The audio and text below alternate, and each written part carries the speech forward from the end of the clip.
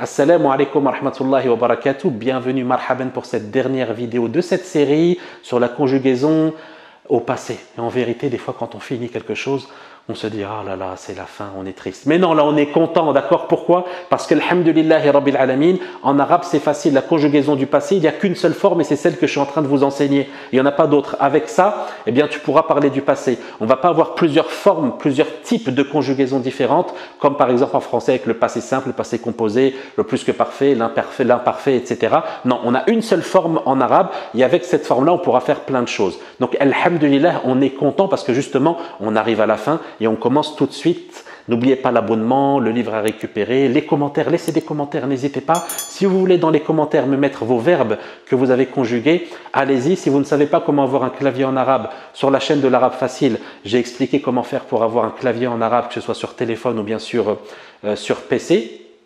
Donc allez jeter un œil et puis moi je vous dis on commence tout de suite. Bismillahirrahmanirrahim. Alhamdulillahi rabbil alamin. Allahumma salli wa sallim ala Muhammadin wa ala alihi wa ashabihi ajma'in. Il nous reste deux pronoms à prendre. Superbe. Les deux pronoms à prendre, c'est totalement logique. Il va nous rester le pluriel masculin, le pluriel féminin pour il et elle avec S. Eh oui. Donc il et elle avec S. Donc on va dire hum et on va dire hunna.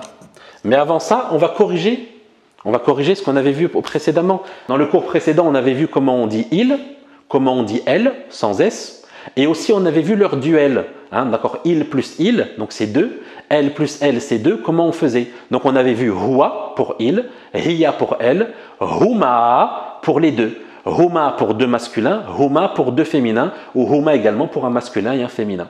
Et s'il y a un masculin et un féminin, eh bien dans la conjugaison, c'est le masculin qui l'emporte, et donc on conjuguera à la forme du masculin.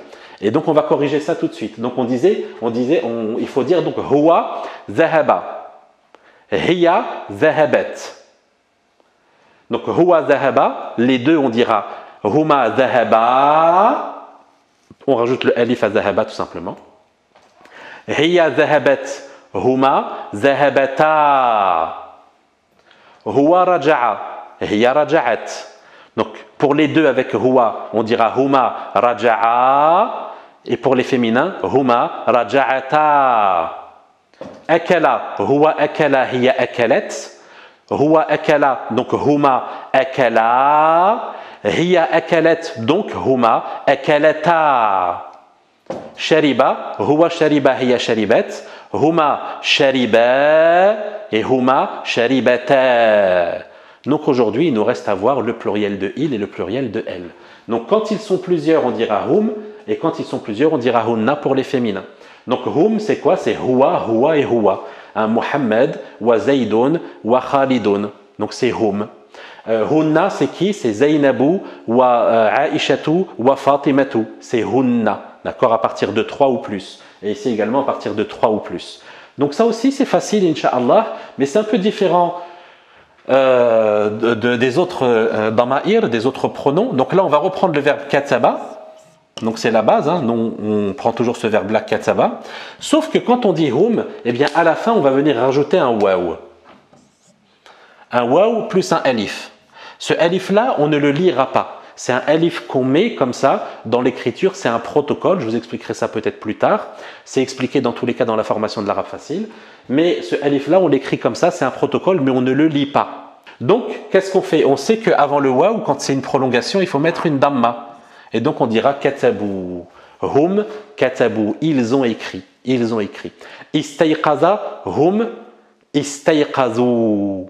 Jalasa, s'asseoir, hum, jalasu.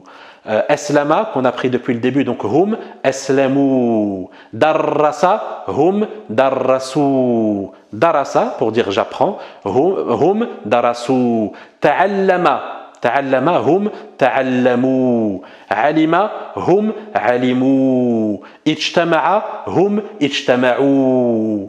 Etc., etc., etc.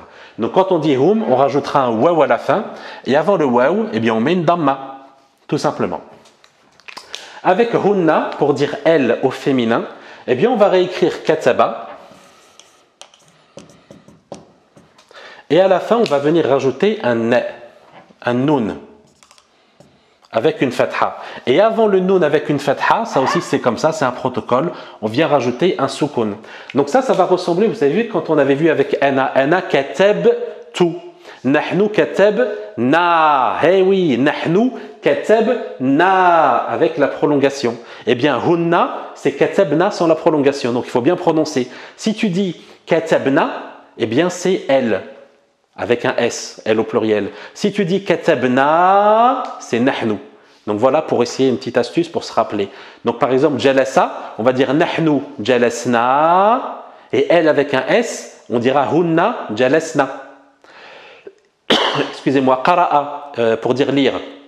Nahnu qara'na et hunna qara'na. Pour dire istayqada, se lever, se lever du sommeil par exemple. Nahnu istayqazna et hunna istayqazna.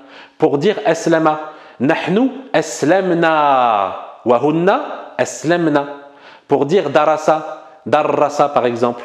Nahnu darrasna wa hunna darrasna. Pour dire alima, j'ai su.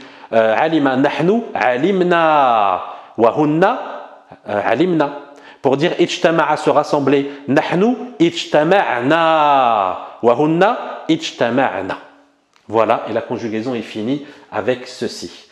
Donc amusez-vous à faire cela, vous prenez les verbes qui sont ici, vous faites la même chose incha'Allah, et après vous serez des as du verbe au ma'adi, et on n'aura pas une autre forme. Ce que je vous ai donné là, vous le faites avec tous les autres verbes.